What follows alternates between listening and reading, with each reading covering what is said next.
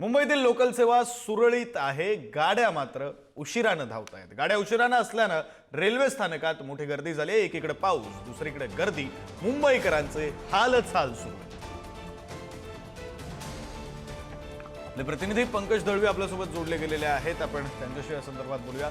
पंकज, मुंबईकरांचे हाल काही थांबत नाहीत, म्हणजे परवा जी सुरुवात झाली होती, परवा गाड्या या अर्धा तास 15 मिनिटं उशिराने होत्या, त्यानंतर आजपर्यंत आजचा तिसरा दिवस मुंबईकरांचे हाल सुरूच आहेत।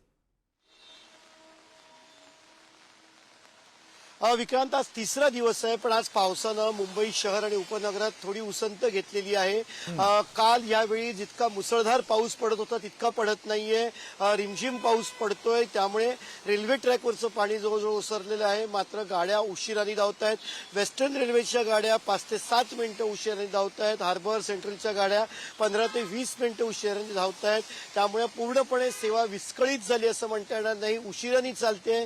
त्यामुळे मुंबईकर आपापल्या ज्या ठिकाणी जायचंय, कामधंद्याला जायचंय, तिथे योग्य वेळी पोहोचतील, याच्यापेक्षा आपण म्हणू शकतो की तिकडे पोहोचतील। थोडासा उशीर होईल, मात्र रेल्वे धावते। आज दिवसभरामध्ये पावसाचा जोर कसा राहतो याच्यावरती अनेक गोष्टी अवलंबून आहेत। मुंबईमधनं अनेक लांब पल्ल्याच्या गाड्या जातात, त्याचं शेड्यूल जे आहे ते अजून निश्चित नाहीये। काही गाड्या रद्द केल्या गेल्या आहेत, काही गाड्या उशिरापर्यंत त्यांना जे आहे त्याची निघणं जे आहे ते थांबवण्यात आलेलं आहे, किंवा काही गाड्या या जवळजवळ जाणार नाहीत किंवा रद्द करण्याचा निर्णय घेतलेला आहे। त्यामुळे निश्चितच तू ज्याप्रमाणे म्हणालास त्याप्रमाणे मुंबईकरांचे हाल काही संपत नाही आहेत। मुंबईमधली काल रेल्वे सेवा पूर्णपणे बंद ठप्प झाली होती, विशेषतः हार्बर आणि सेंट्रल। वेस्टर्न रेल्वे सुरू होती, हायवे जाम होता, रस्त्यामध्ये पाणी जमा झालं होतं। त्यात मोनोरेल जी आहे ती भर म्हणून मोनोरेलमध्ये सुद्धा एक खूप दुर्दैवी घटना घडली।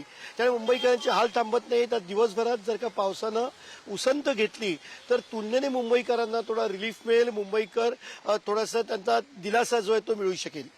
बरं, धन्यवाद पंकज, तुम्ही दिलेल्या या सगळ्या तपशिलासाठी।